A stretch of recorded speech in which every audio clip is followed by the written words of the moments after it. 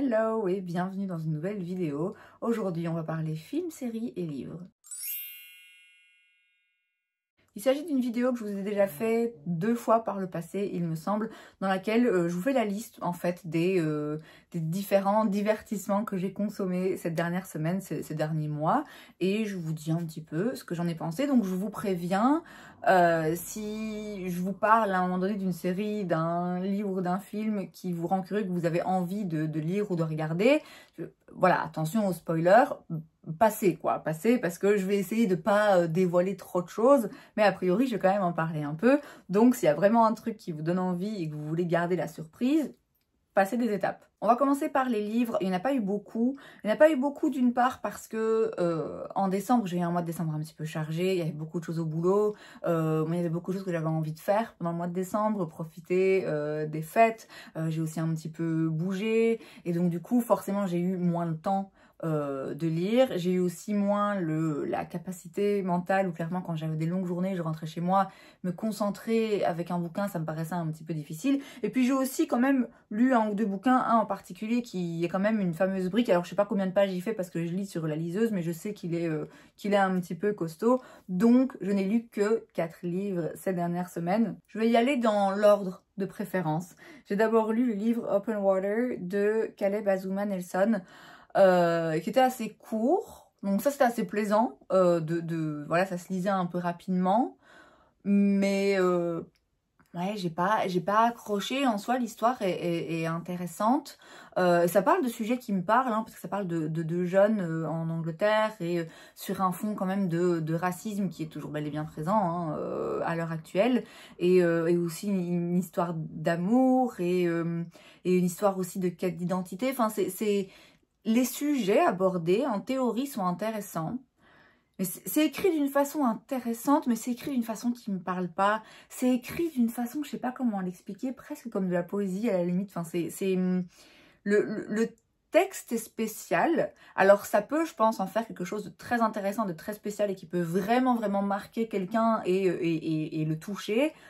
Moi, je suis restée un petit peu de marbre, je vous avoue, donc pas mon préféré. J'ai ensuite lu La route de Cormac McCarthy. Alors, c'est un livre qui a été adapté en film, que je voudrais bien d'ailleurs voir. Et le film, c'est avec Viggo Mortensen, je crois que c'est ça son nom. C'est l'histoire d'un père et de son fils dans un monde post-apocalyptique qui survivent, en fait, tout simplement, qui essaient de survivre. Alors, c'est un peu long et répétitif parce que, je veux dire, c'est littéralement, je sais pas combien de pages je fais le livre, mais j'invente, si c'est 300 pages, c'est 300 pages ben voilà, ils marchent et ils survivent, quoi. Ils marchent, ils ont froid, ils font du feu, ils essaient de trouver de quoi se nourrir. Il y a de temps en temps deux trucs quand même qui se passent, hein, mais oui, ça peut être un petit peu long, et puis surtout, et moi c'est ça qui me frustre un peu, mais en même temps c'est le but du livre aussi, je pense, c'est aussi un peu le message derrière. Il n'y a pas vraiment de... C'est compliqué de voir comment dire... Il n'y a pas de résolution. On comprend qu'on est dans un monde post-apocalyptique, on comprend que tout est très sombre et bien pourri, mais il n'y a pas une vraie explication. Voilà ce qui s'est passé et pourquoi ça s'est passé. Alors c'est pas le but hein, du livre, c'est pas là-dessus qu'on est focalisé, on est vraiment focalisé sur la relation du père et de son fils, et sur l'idée de survie, et sur l'idée de continuer, en fait, et tous les jours on avance et on avance et on avance et on avance. Mais c'est vrai que je garde un petit goût de... Ouais, mais enfin, je sais pas, j'ai l'impression que le contexte dès le début mais pas assez bien présenté. Mais encore une fois, c'est pas le but. C'est bien, ceci dit, c'est un chouette livre. Je serais quand même curieuse de voir le film, de voir comment il a été adapté. Mais encore une fois, c'est pas le livre qui m'aura le plus marqué. Un livre, par contre, qui m'aura marqué et qui m'aura fait pleurer, d'une auteure que, voilà, c'est le deuxième livre que je lis d'elle, j'en ai encore 2, je pense, dans ma liseuse, et clairement, elle me fait chialer, mais d'une force. C'est le livre La route des Lucioles de Christine Anna. Christine Anna, j'avais lu son livre Le chant du rossignol, que je recommande à tout le monde. S'il vous plaît, lisez-le, quoi. Lisez-le, vraiment, au-delà du fait que c'est un livre splendide qui vous touche en plein cœur et qui va vous faire pleurer comme un bébé, c'est un livre tellement important de nos jours, vraiment, par rapport au contexte politique actuelle, il faut, s'il vous plaît, lisez, si vous n'avez pas de grands-parents qui ont connu la guerre et qui vous l'ont expliqué, lisez pour vous rappeler de ce que c'est la guerre, quoi, parce que, ouais, c'est quand même vraiment... Bref, j'avais adoré ce livre, je vous en ai déjà parlé plusieurs fois, c'est vraiment un livre qui m'a absolument marqué de la meilleure façon qui soit. Et donc là, le livre donc de la même auteure, La route des Lucioles, c'est l'histoire de deux amis que tout oppose, a priori, qui suivent des chemins de vie très différents et en même temps qui se retrouvent toujours et qui restent quand même toujours liés. Ça aborde beaucoup de sujets, ça aborde des relations humaines fortes et compliquées, complexes. Et c'est très bien écrit, mais je pense que voilà, j'ai déterminé que cet auteur vraiment écrivait d'une façon que moi j'adore parce que ça nous fait ressentir les choses, mais c'est pas mielleux quoi. C'est pas, je sais pas comment expliquer, pour moi ça se lit assez facilement, c'est pas des tournures de phrases compliquées, mais c'est pas non plus...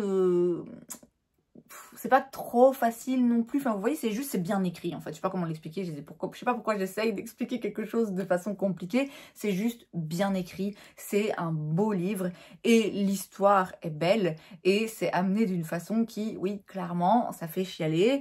Alors, encore une fois, hein, j'ai un petit peu un moment où, attention spoiler, je me dis, en fait, elle, à chaque fois, elle me fait m'attacher incroyablement à quelqu'un et puis elle s'en débarrasse, quoi. Donc c'est pas cool, c'est vraiment pas cool parce que c'est triste. Mais c'est un très beau livre, vraiment très très beau, vraiment cet auteur. J'ai hâte de commencer les autres livres que j'ai d'elle et en même temps, je redoute parce que je sais qu'arrivé à la fin des livres, je vais pleurer encore une fois. Mais le livre qui a été vraiment mon préféré ces derniers mois, qui je pense va rester le livre... Je peux même pas en parler, je crois. Je peux même pas en parler sans être émue. Et j'ai l'impression que je n'ai pas la capacité d'en parler parce que je peux pas le décrire. Je peux pas expliquer ce que fait ce livre, en tout cas ce que m'a fait ce livre. C'est Une vie comme les autres. Alors l'auteur c'est Anya Yanagiara, je sais pas si je prononce bien.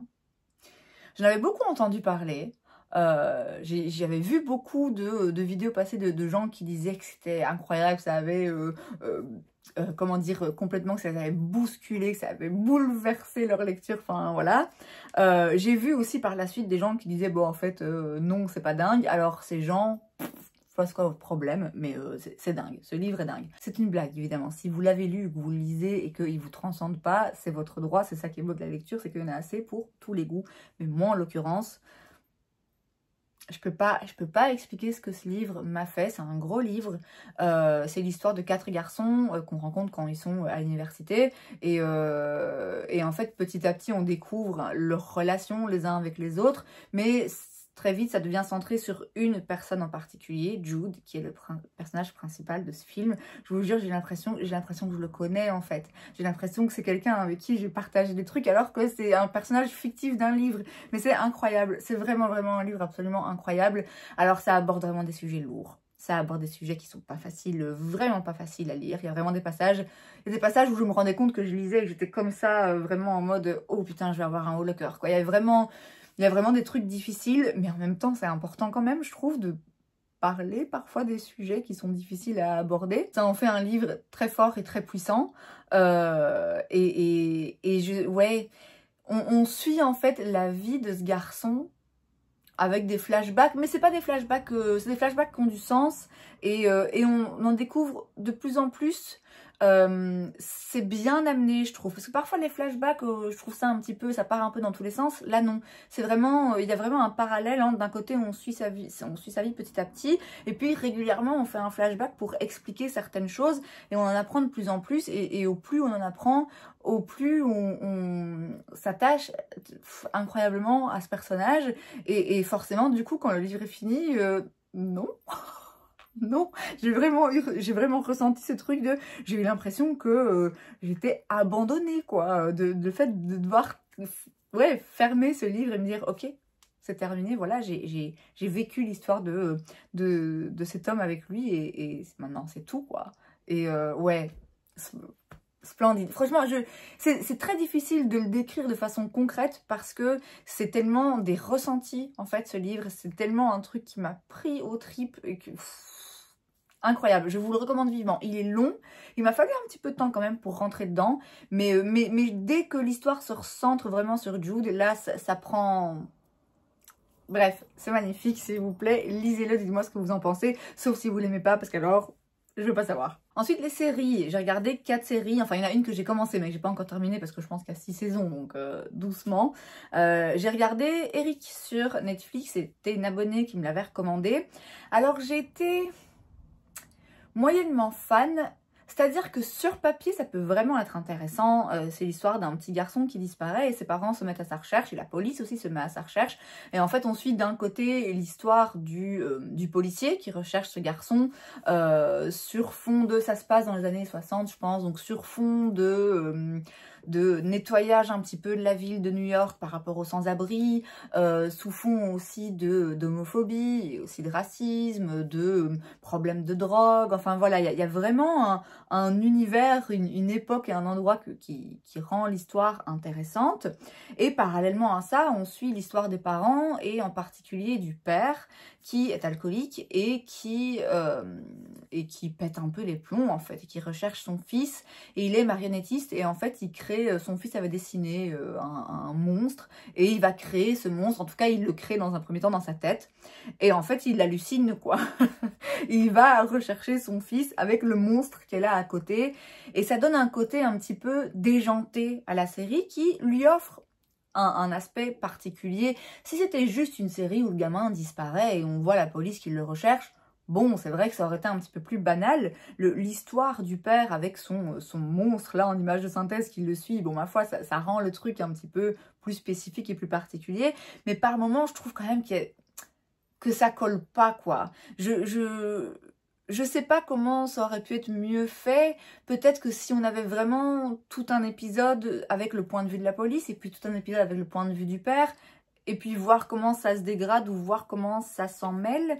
Mais là, il y avait... je sais pas, il y a eu un truc dans le mélange de ces deux idées qui s'est pas passé de façon hyper harmonieuse de mon point de vue en tout cas, et qui a fait que je l'ai bien aimé, mais j'ai pas été à 100% convaincue non plus. J'ai ensuite regardé encore sur Netflix la série Reindeer, donc Mon Petit Renne, qui m'a été conseillée. Alors j'en avais déjà entendu parler au moment où elle était sortie, j'en avais vu des bonnes revues, et je crois que j'avais regardé la bande-annonce, je me suis dit ouais non, en fait ça m'intéresse pas.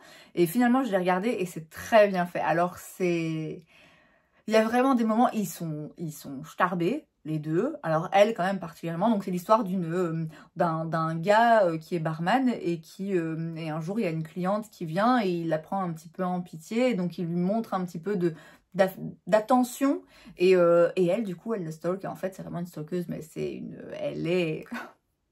Oh, elle est allumée, elle est vraiment allumée. Mais en fait, très vite, on se rend compte que lui aussi, il est loin d'être net dans... Alors, c'est pas qu'il est malhonnête, mais je veux dire, il est pas... On se rend compte quand même à un moment donné que c'est pas qu'il cherche le truc, parce que j'aime pas dire ça, mais disons qu'il prend pas assez les choses en main, quoi. Clairement, il se défend pas suffisamment, il prend pas le problème au sérieux. Et il y a vraiment des fois où on a envie de le secouer et de dire putain mec, bouge-toi quoi, fais quelque chose parce qu'elle va te tuer à la fin. Mais c'est vraiment, il y a un côté aussi humoristique. Quand elle, régulièrement dans les épisodes, on voit les mails qu'elle lui envoie, les SMS et tout.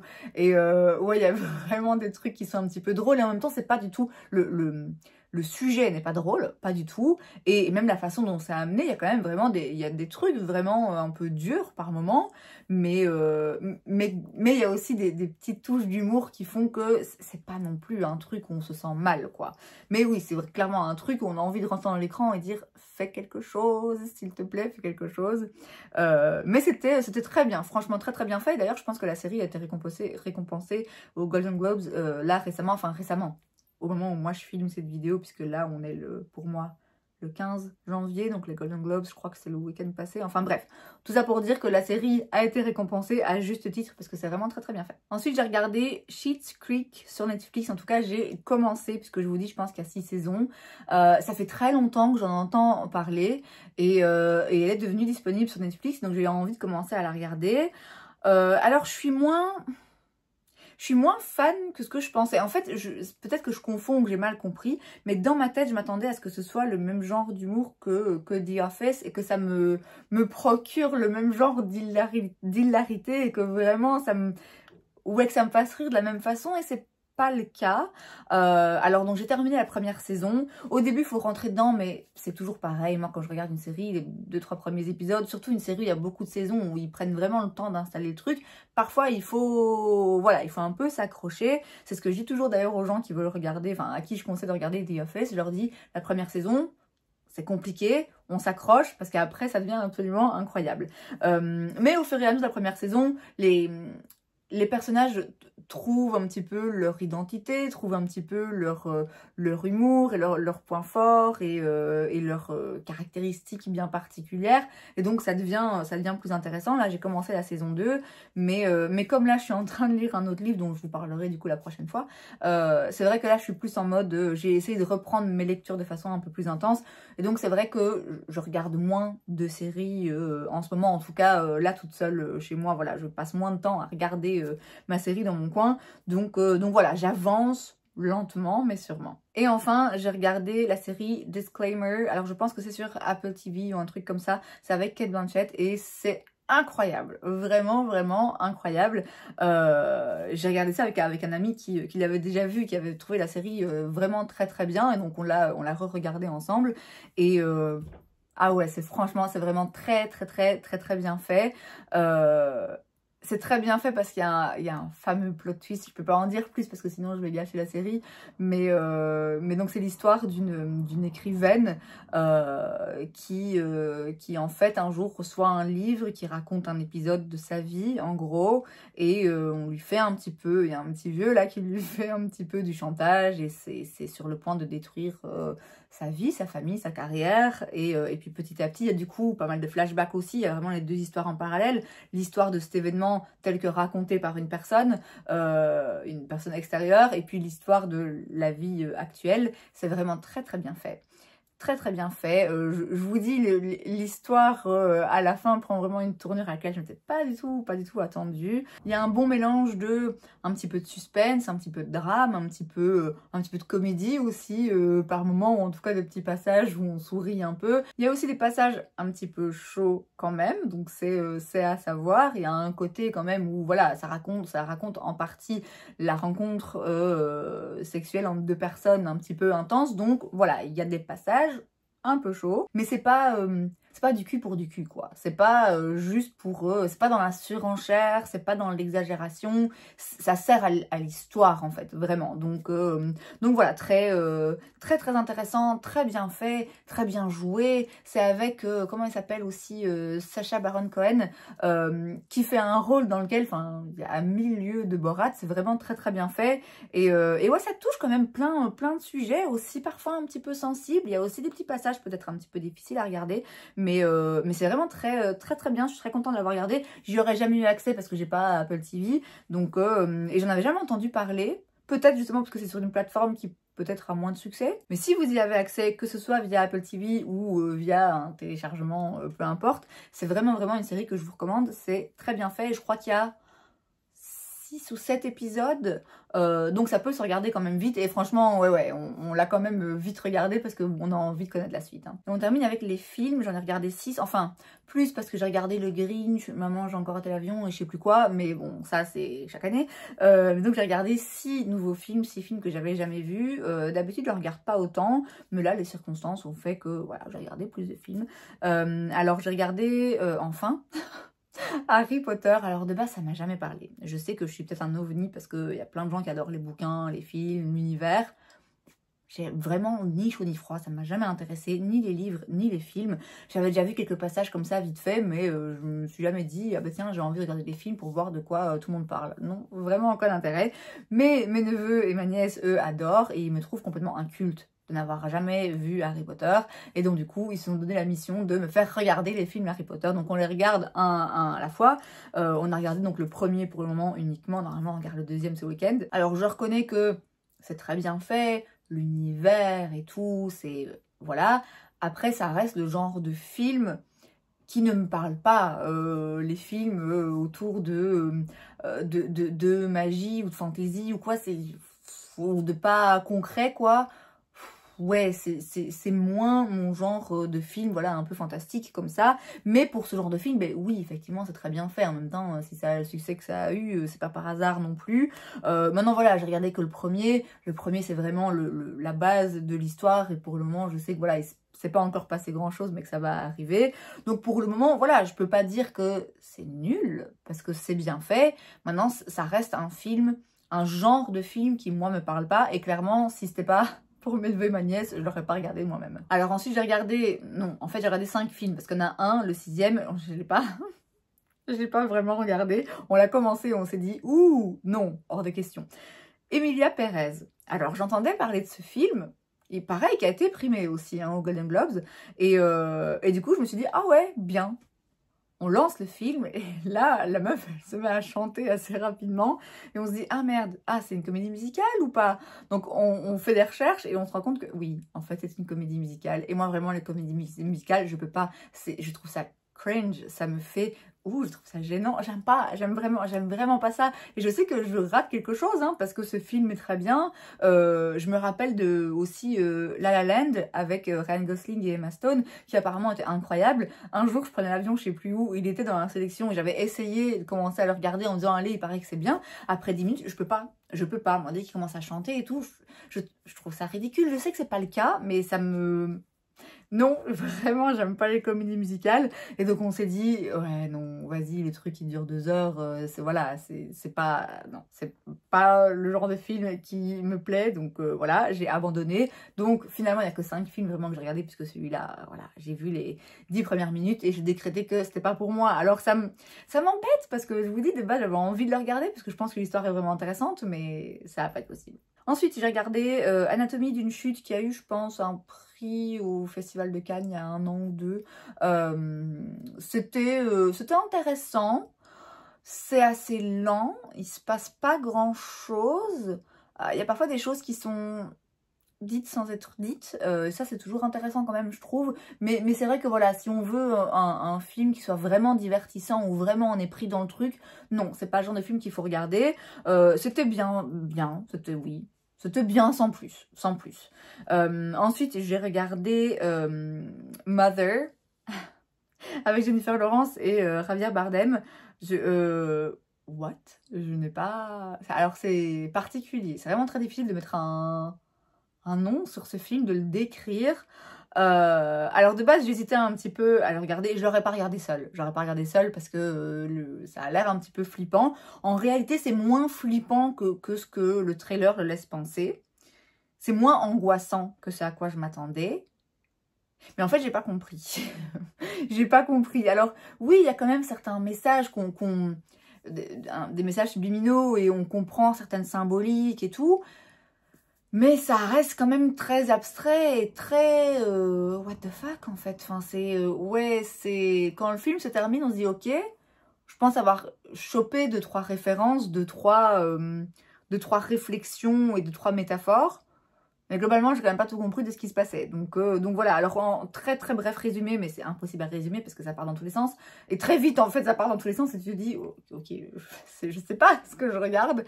C'est un couple qui vit dans une maison et ils reçoivent un visiteur et puis la famille du visiteur s'incruste et puis je peux pas vous le décrire parce que ça n'a plus aucun sens. Voilà, c'est pas un film qui a beaucoup de sens. Je ne sais pas vraiment quoi en penser. C'est pas forcément un film que je recommande de regarder parce que c'est très spécial et en même temps, ben oui, si vous voulez comprendre de quoi je parle, et la seule façon de comprendre ce film, sans le comprendre quand même, c'est de le regarder en fait. Ensuite, j'ai regardé le jury numéro 2, très bien fait. Très bien fait, alors... Ça se termine d'une façon où ça se termine pas à 100%. Quand même, on reste sur un petit suspense, un petit doute, mais c'est le but. Vu l'histoire, c'est tout à fait logique que ça se termine sur, en fait, c'est toi qui décides finalement vraiment comment tu penses que ça va se terminer, comment tu penses que ça devrait se terminer. Donc c'est l'histoire d'un gars qui est sélectionné pour être juré dans un procès pour le meurtre d'une jeune femme. Et en fait, il se rend compte assez rapidement, ce gars-là... quelques mois, quelques années plus tôt, avait eu un petit accrochage en voiture où il avait cru avoir renversé un cerf. Et en fait, il se rend compte au fur et à mesure, assez rapidement quand même, en fait, c'était peut-être bien lui qui a percuté la fille avec sa voiture, alors qu'il est juré au procès du gars qui est accusé de l'avoir tué et qui se prétend innocent. Donc il y a vraiment toute une question là de vraie crise de conscience. Il y a aussi une question de justice. Finalement, c'est quoi la justice? C'est intéressant, c'est franchement intéressant, c'est bien fait. C'est assez... je m'attendais à ce que ce soit un petit peu plus dans le suspense et dans le « ah, qu'est-ce qui va se passer ?» mais finalement, c'est beaucoup plus axé sur de la réflexion et sur les débats entre les jurés et sur lui qui se torture un petit peu l'esprit. C'est bien fait, c'est intéressant, c'était franchement un chouette film. Mais le film que j'ai préféré, et c'est le dernier dont je vais vous parler, c'est The Whale, donc la baleine, avec, j'ai oublié son nom, c'est un très beau film, c'est vraiment un très beau film. J'ai versé ma petite larme à la fin, clairement c'est un peu triste. C'est très bien joué, c'est vraiment, c'est assez impressionnant et en plus c'est un film qui se passe limite dans une pièce quoi, vraiment. Et ça veut dire que derrière il y a vraiment des acteurs qui portent l'histoire et qui portent le film et qui le font, qui vous font vivre vraiment le truc de l'intérieur quoi. C'est vraiment très bien fait, c'est très bien filmé, c'est très bien joué, c'est très bien abordé, c'est tout en finesse et en même temps parfois ça secoue. C'est un très joli film, il y a un vrai message derrière et le personnage principal est tellement attachant. Et ouais, quand le film se finit, on a un sentiment de un peu de nostalgie en fait, un mélange entre de la tristesse parce que ouais, ça fait penser quand même au sens de la vie et c'est ouais, ça amène un petit peu de tristesse et en même temps ça amène un petit peu de joie et d'optimisme. Ça je sais pas, ça réchauffe le cœur et en même temps ça fait mal au cœur aussi un petit peu quand même. Bref, la nostalgie, c'est vraiment ça, c'est vraiment un film où quand on le termine, on est à la fois triste et en même temps heureux de l'avoir vu. C'est un très beau film, vraiment ça je vous le recommande. J'en avais entendu parler il y a quelques années qu'il est sorti, il avait été aussi récompensé pas mal je pense, notamment pour l'acteur principal qui est vraiment incroyable. Donc c'est pas, y a pas que moi qui dis que c'est un très bon film, c'est un film qui a été reconnu comme étant vraiment exceptionnel et oui, c'est aussi mon avis et c'est vraiment parmi tous les films que je viens de vous citer, c'est celui que je vous recommande le plus. Et voilà, écoutez, c'est tout pour le moment puisque je vais continuer à regarder Schitt's Creek. Je sais pas si je vais forcément me lancer dans une nouvelle série bientôt. Des films, je pense que je vais continuer à en regarder de temps en temps, notamment La Route, je vais essayer de le trouver. Et puis pareil, je vous fais un topo plus tard sur les livres que j'aurai lus. Là, j'en lis un livre de 800 pages, donc ça va me prendre un petit peu de temps. Et puis comme d'habitude, si vous avez des recommandations, livres, films, séries, dites-moi et j'irai regarder ça. Et c'est donc tout pour cette vidéo, j'espère que ça vous a plu. Si c'est le cas, n'hésitez pas à laisser un like. Vous pouvez aussi vous abonner à ma chaîne parce que c'est gratuit, donc pourquoi pas. Et moi, je vous vois la prochaine fois. Bye!